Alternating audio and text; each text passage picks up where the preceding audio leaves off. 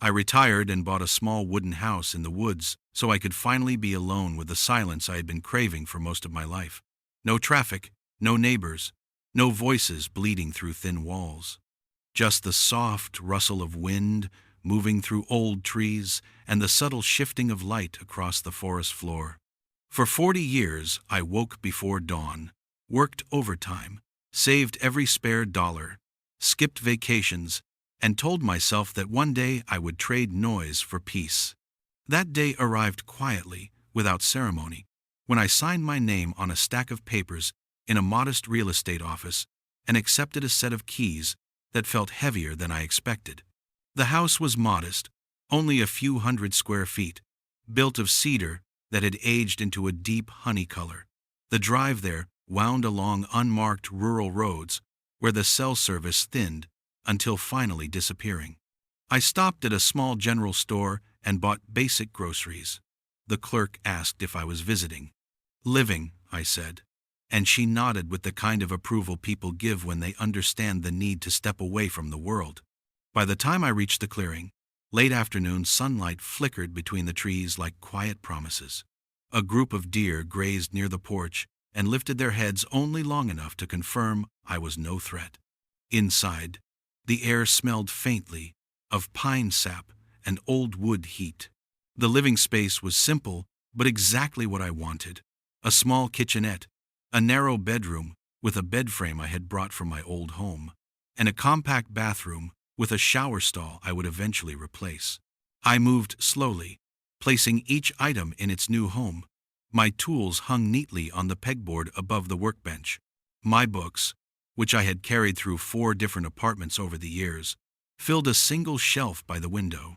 I positioned the coffee maker where morning light would touch it first. Everything felt intentional, steady, and earned.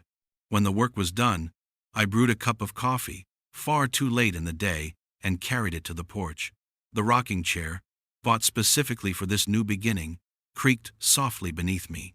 The deer had moved deeper into the clearing, and a red hawk circled overhead riding an invisible current. There was no sound besides nature breathing. My chest felt lighter than it had in decades. I called my daughter, Lila. She answered on the second ring, her voice bright and warm. "Are you there? Did you get it?" "Signed the papers this morning," I told her. "I am sitting on the porch right now watching deer." "I am so proud of you, Dad. You deserve this." After all those years working non-stop, her voice carried a mix of admiration and quiet longing. She had been dealing with stress at work lately, and I heard something in her tone that made me pause, something brittle under the surface. "Everything all right?" I asked gently.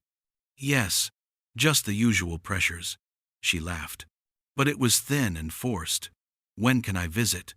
"Anytime, honey." We talked about her students, her garden that never seemed to survive early frost, and her plans for summer. Safe topics, easy breaths. When we hung up, I sat in silence, watching the sun slide behind the tree line, painting the sky in long streaks of orange and purple. My coffee had gone cold, but I drank it anyway. Peace tasted like something real now, something settling into my bones. An hour later, my phone rang again. I expected Lila, but the name on the screen made my stomach tighten. Adrian, her husband. I hesitated before answering. "My parents lost their house," he said without greeting. "They are moving in with you." The words struck like sudden ice. "What? Adrian, I just bought this place. It is barely big enough for one person. They will stay a couple of months until they find something else. It is already decided. If you do not like it, you can always move back." Move back. As if this was temporary. As if my life could be shifted or rewritten at his convenience. "Adrian, I bought this place to be alone. Then you should have stayed where you were. I will text you their arrival time." The call ended without another word.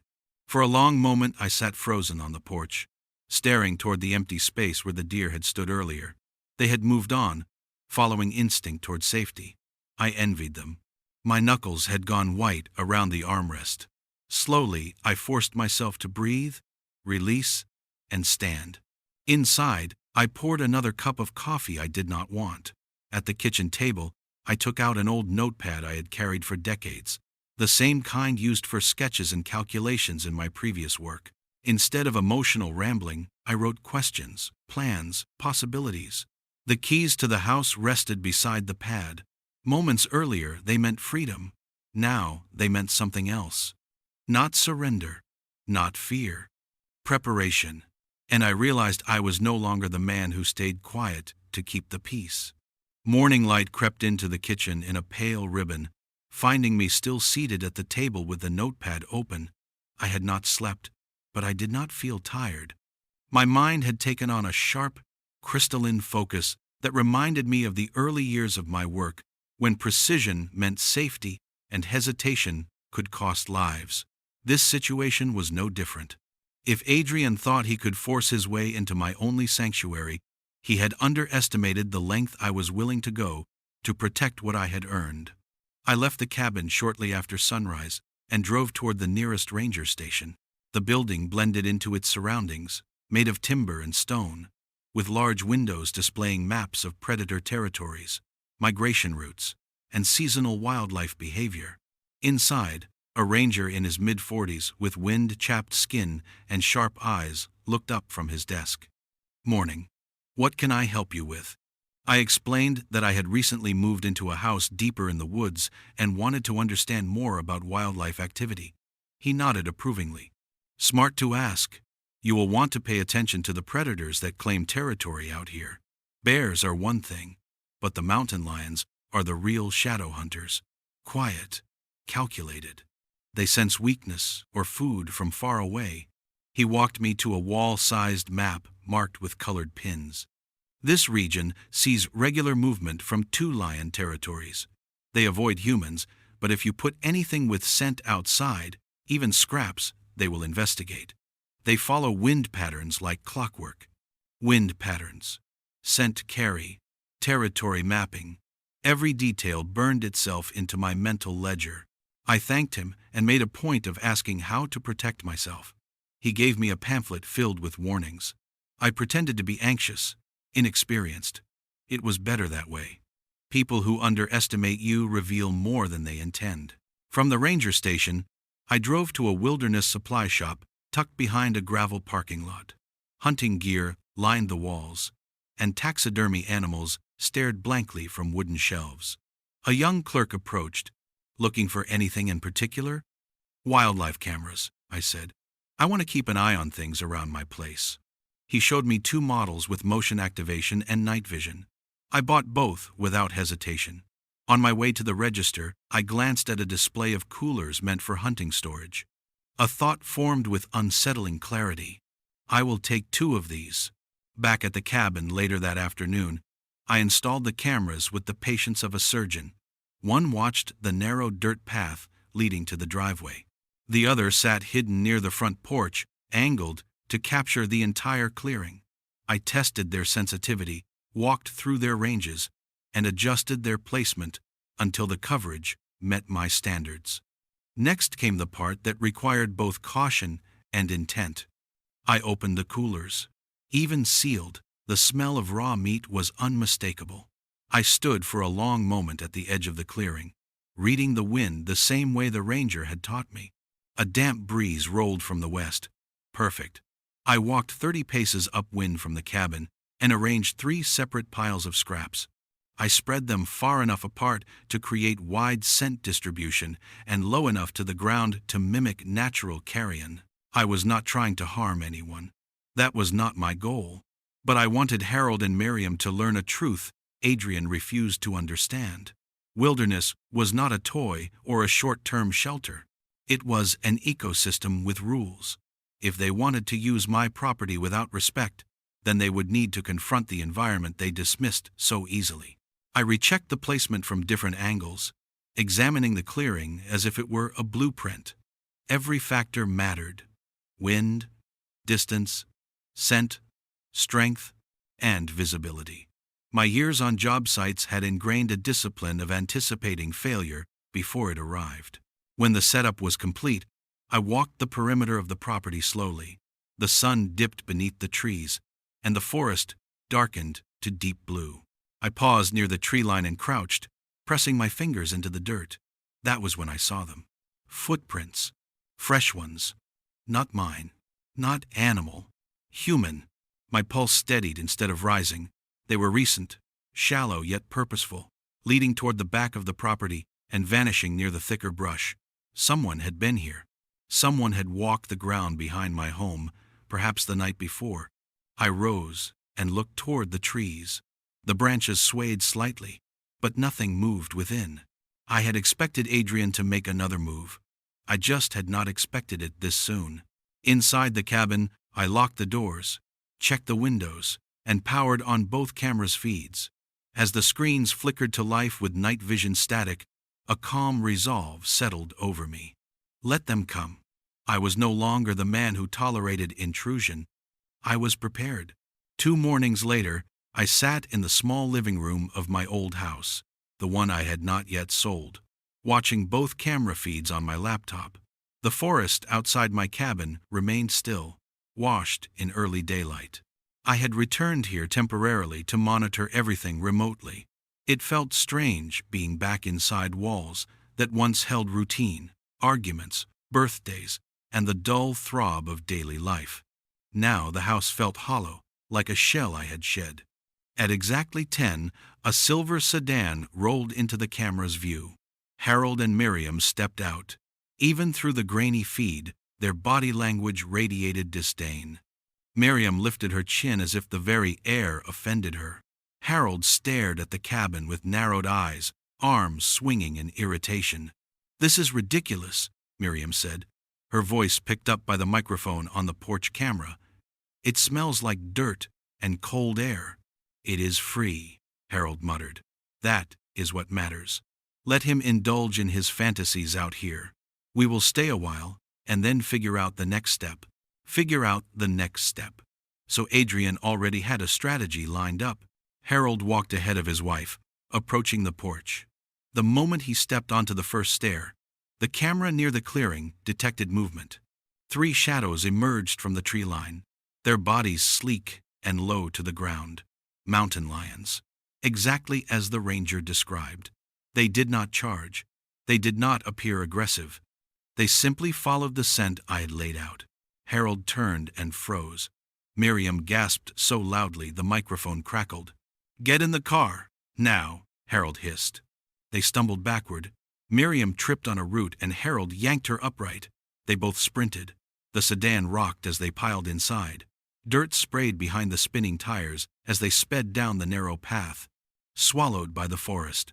The mountain lions paid them no mind. They did not even glance toward the retreating car. They went straight to the bait piles as if nothing else existed.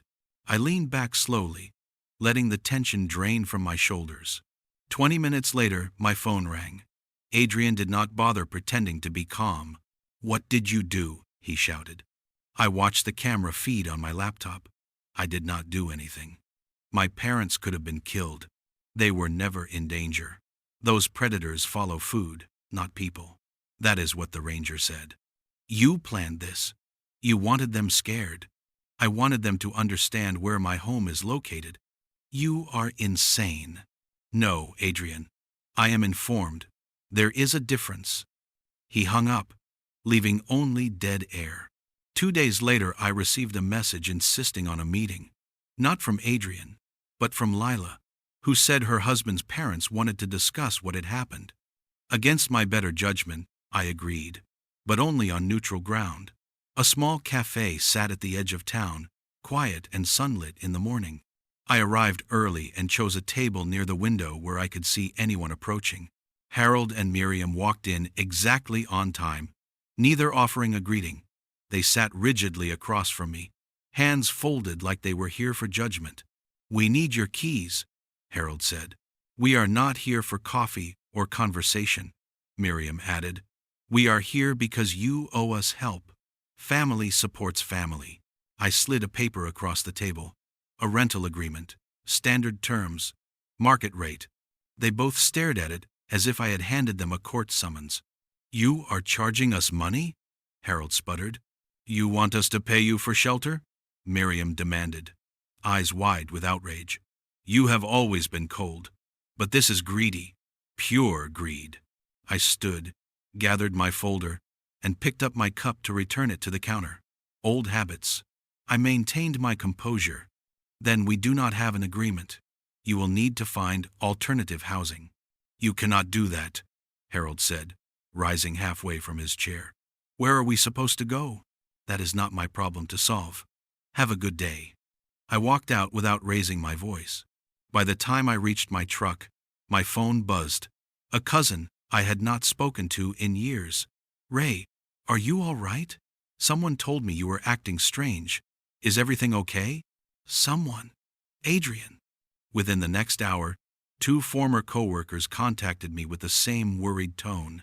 And that night, Lila called sounding both confused and shaken.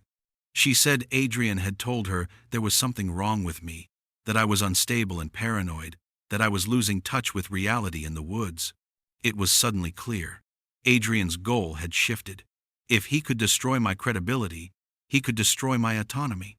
He could make my resistance look like delusion. He did not want the cabin anymore. He wanted control. He wanted a version of the story that made him the savior and me the villain. I ended the final call of the evening and sat alone in the dim kitchen of my old house, hands folded, staring at nothing. If this was the direction Adrian wanted to take things, he had chosen the wrong opponent. I had spent my life solving problems far more complex than him, and this time I was not afraid to fight. The morning after the barrage of calls, I drove back to the cabin, needing the silence of the woods to think clearly. The air was cool, and the scent of damp soil lingered from an overnight drizzle. The moment I stepped onto the porch, the calm steadied me. Nothing out here was confused, manipulative, or twisted. The forest did only what it needed to survive. I envied its clarity. Inside, I opened my notepad and reviewed my growing list of concerns. Adrian's smear campaign was not random. It was coordinated. He was building a narrative of incompetence, and I knew exactly why. My property was valuable. My retirement savings were substantial, and I had no spouse to stand between him and his ambitions. I needed legal protection, not tomorrow, not next week, today. I drove to meet an attorney named Gregory Hale, a man I had researched carefully the night before. His office was a small converted building with high windows, shelves stacked with legal texts, and the quiet hum of a single ceiling fan.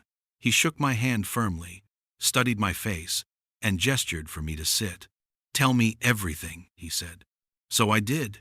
In order: Adrian's demand, Harold and Miriam's attempted takeover, the predators drawn to the clearing, the cafe confrontation, the phone calls, the sudden gossip spreading like rot through the family tree.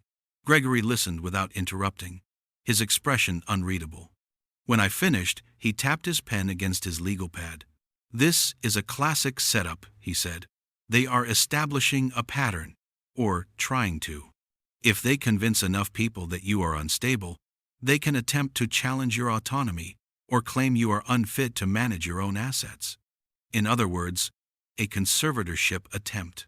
He nodded. "You are not the first client to walk in here with this problem, but you are one of the most prepared. The documentation helps, but we need something stronger.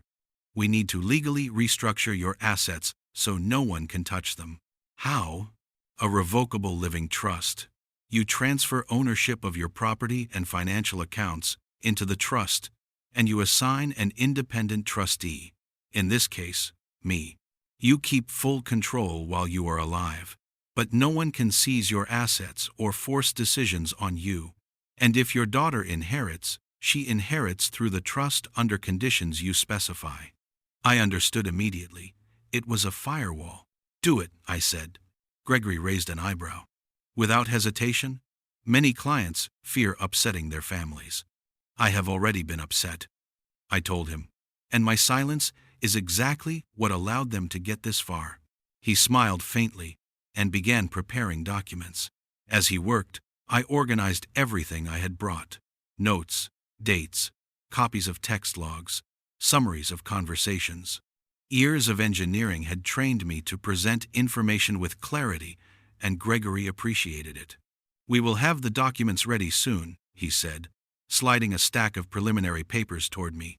Once the trust is filed, your property is untouchable. But be ready. People who are after money do not give up easily. I nodded. I already knew. That evening, back at the cabin, the wind picked up. The trees swayed like a living wall surrounding the clearing, and the sky darkened with the promise of rain. I sat at the kitchen table, flipping through the papers Gregory had given me. A sense of control returned. I felt my spine straighten, my breath deepen. This was the first real step toward protecting myself. A text arrived from Lila. Not a question, not a greeting. Dad, why did Adrian say you refused to help his parents after you scared them with animals? My jaw tightened. The narrative was spreading faster than I could counter it. Lila, I replied, that is not what happened. Please do not take everything Adrian says at face value. Her answer came quickly. I am trying, Dad, but he is under so much stress. His father lost a lot of money these past months. He feels responsible. He is overwhelmed. My thoughts stilled. What money? I called her immediately. Her voice trembled with exhaustion. Dad, I should not even be telling you this, but Harold lost a large amount of money investing online. Adrian has been trying to help him. Investing online, a phrase too broad to be innocent. How much? I asked quietly. A long pause. 38,000, maybe more. Adrian would not tell me the exact number. My heart dropped like a stone into still water. And that is why they lost their house. Yes. When we ended the call, I sat motionless, absorbing the implications. Desperation explained many things, but it did not excuse their manipulation or their willingness to destroy my reputation for their benefit. I took out my laptop. If there was one thing I had learned in life, it was that financial footprints never disappeared. People left trails, whether they intended to or not. I accessed public property records and searched Lila and Adrian's home records. My pulse slowed, became focused. A new lien had been added 8 months earlier, a line of credit, $32,000. Signed by Adrian, not by Lila. She had no idea her home had been collateralized to fix his father's mistakes. That was not just desperation. It was deception. It was violation. And suddenly everything became clear. Adrian was not only after my cabin, he needed money to cover the crater he had blown into his own household. I closed the laptop and stared into the darkening clearing. This was no longer merely about boundaries. This was war, and I intended to win. The next few days passed in an unsettling rhythm. Every morning I walked the perimeter of the property, checking the cameras, checking the ground, checking the tree line where wind and shadow blurred together. I had begun to trust the silence of the woods, but now even silence felt like it carried warnings.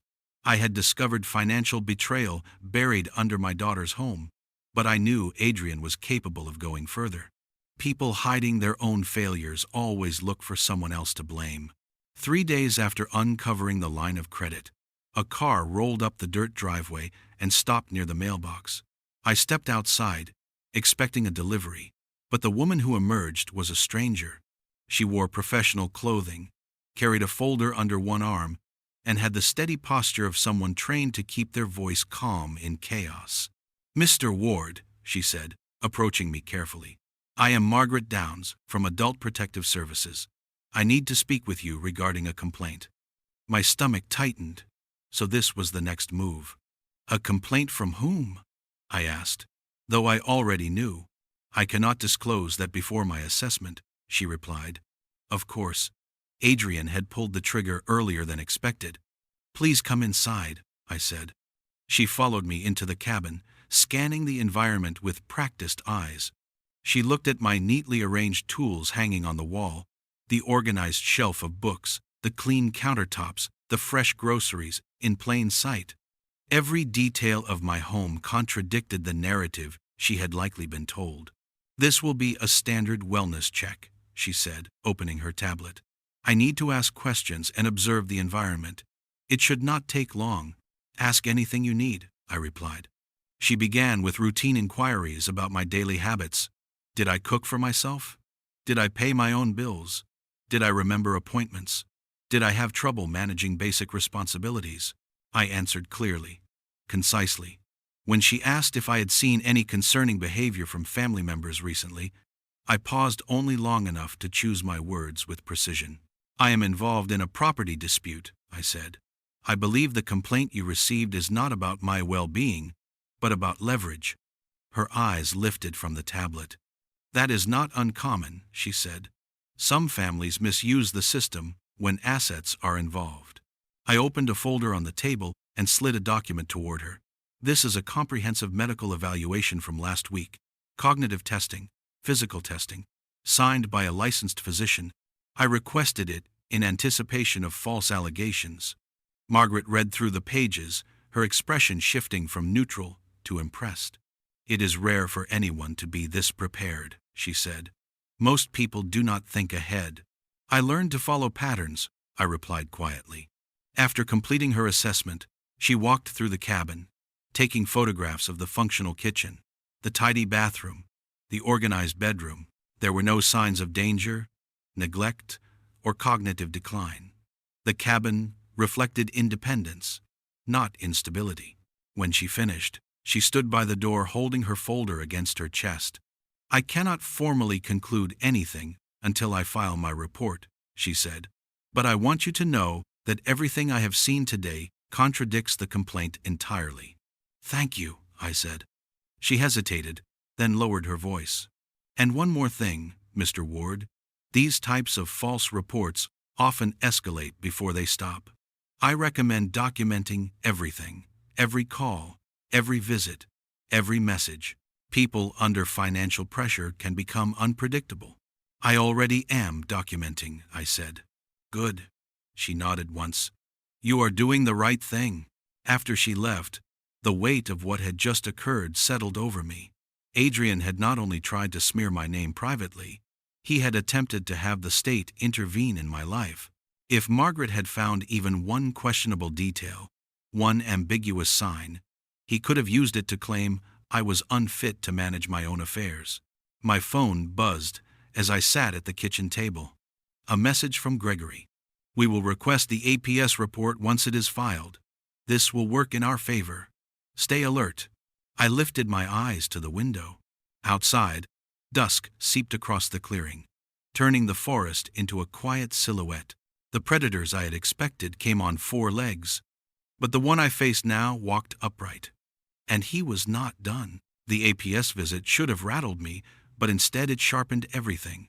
When a man knows someone is trying to take away his autonomy, the fear fades, and something colder forms in its place. Resolve. Precision. A quiet refusal to be dismantled. The forest outside my windows seemed to echo that clarity, each pine standing tall and unmoving, as if reminding me what endurance looks like. A week after Margaret's visit, Gregory called. I have reviewed additional property records, he said, and there is something you need to see. Your daughter's house is in serious trouble. 3 missed mortgage payments. Notice of default filed. For a moment I could not speak. I pictured my daughter's face, the way she smiled even when tired, the way she had once fallen asleep on my shoulder after a school play. The idea that she was living under the shadow of foreclosure without knowing it filled me with a quiet fury. How long do we have? I asked. Not long. But there is an option. A complicated one. I listened as he explained the process of purchasing delinquent debt. Banks often sold defaulted mortgages to collection firms or private buyers at a discount. If done through an intermediary LLC, the original homeowner rarely found out who the new creditor was. It was legal, it was strategic, and it would give me total control over the outcome of the house my daughter still thought was secure. You could buy the debt, Gregory said. Then you decide whether foreclosure happens or not. No one else. It took me several long minutes to respond. Part of me resisted the idea of wielding that kind of power, even if it was justified. But the other part, the father part, understood that Adrian had created an invisible noose around my daughter's life. Do it, I said. Create the LLC. Purchase the debt. She cannot know until the time is right. Gregory exhaled like he had been waiting for the decision. "I will handle everything," he said. "This will protect her in the long term." The transaction took a week. One wire transfer, $31,000. A new business entity with a bland, forgettable name. A formal notice sent to Adrian and Lila, informing them only that their loan had been sold to a private creditor. Adrian would not know who owned his fate now. The silence would torment him. I made a folder labeled Leverage and placed every document inside. 2 days later, while chopping wood behind the cabin, my phone rang again. Not Gregory, a federal investigator. "Mr. Ward, this is Agent Robbins. We have received the evidence packet your attorney submitted regarding fraudulent use of your address. I need to confirm a few details. Did Harold and Miriam have permission to use your residence for benefit filings?" "Absolutely not." "Have they lived on the property at any point?" "No. I have footage proving they visited once and left within minutes." He paused. "Thank you. This information is sufficient for us to proceed. I want to prepare you. Once charges are filed, the situation may escalate with your son-in-law. I am aware." "Good. Stay careful." When the call ended, I stared at the dense woods behind my house. The silence pressed in around me, not oppressive but anticipatory. Something was coming. It arrived sooner than expected. Late the next afternoon, tires crunched on my driveway. A car door slammed. Footsteps pounded up the path. I stepped onto the porch as Adrian stormed into view. His face was blotched with rage, his eyes wild in a way I had never seen before. He looked like a man drowning in problems he had built himself. "You ruined everything," he shouted. "My parents are under investigation. Someone reported them. Was it you? Was it—" I turned on my phone's camera without hiding it. Calmly. "Obviously. Adrian, you are on my property uninvited. I am recording this for my safety." "I do not care," he screamed. "You think you are smart? You think you can manipulate all of us? You destroyed my parents' lives." "I did not commit fraud," I said evenly. "They did, and the law is responding." He stepped forward, jabbing a finger toward me. "If you think this is over, you are wrong. I will fight you until you have nothing left. I will make sure Lila never speaks to you again." Threatening a parent's relationship with their child. A classic tactic of cornered manipulators. "Leave now," I said, "or I will call law enforcement. You are trespassing." His jaw clenched. He turned abruptly, stomped back to his car, and sped off so fast gravel shot into the air. I watched until his taillights vanished. Then I stopped the recording and reviewed it. His threats were crystal clear, his aggression undeniable. I uploaded the video to cloud storage and emailed it to Gregory with a simple note: "Evidence. Hostile behavior escalating." That night, the woods outside my cabin felt different. Not dangerous, not dark, just watchful. As if the forest itself was waiting for the next move. For days after Adrian's outburst, the woods held a strange tension, as if waiting for something to break. I spent long evenings on the porch, listening to the wind shift through the trees, letting the quiet rebuild my clarity. I had enough evidence to protect myself, but the thought that my daughter was living inside a collapsing life without knowing the truth weighed on me like a stone. She deserved better. She deserved honesty, even if it shattered her. I sent her a message one morning: "Come to the cabin this weekend, just you. We need to talk." Her reply came quickly, trembling through the screen. "Is everything okay?" "Everything is stable on my end," I wrote. "But there are things you need to understand about your finances." "What things?" "Dad, please tell me now." "Not over text," I answered. "In person. Saturday." She agreed.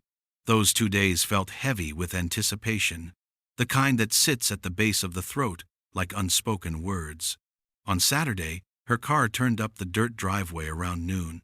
She stepped out slowly, her posture tight, as if bracing for impact. I hugged her at the porch.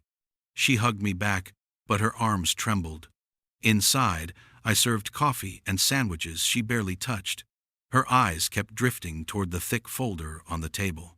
"Dad, Just tell me. Please.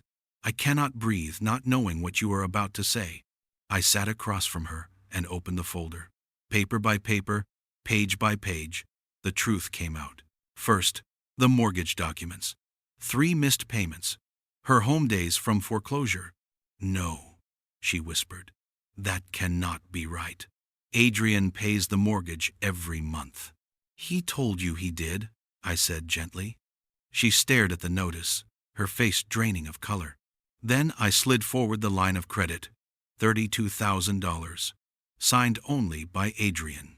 I never signed anything. How is this possible? Some states allow a spouse to secure credit under certain circumstances. You were not informed. He used your home to cover his father's losses. Her hands moved to her forehead, fingers trembling. He said everything was under control.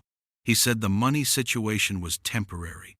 He said, she stopped, the words collapsing under truth. I gave her time. Silence filled the kitchen, thick and aching. Next, I showed her the APS complaint, the false allegations, the fabricated claims about my behavior, the attempt to paint me as incompetent. When she saw Adrian and Harold's signatures, something in her expression cracked open. Pain, betrayal, horror. Dad, they tried to take your independence? Yes. Why would he do that?